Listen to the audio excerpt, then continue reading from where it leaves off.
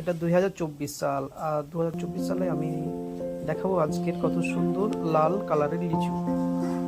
যে লিচুগুলো এখন দেখা যাচ্ছে, এগুলো রৌদ্রের তাপটা বেশ ভালোভাবে পাই, ওই জন্য এটার কালারটা এত সুন্দর হয়েছে।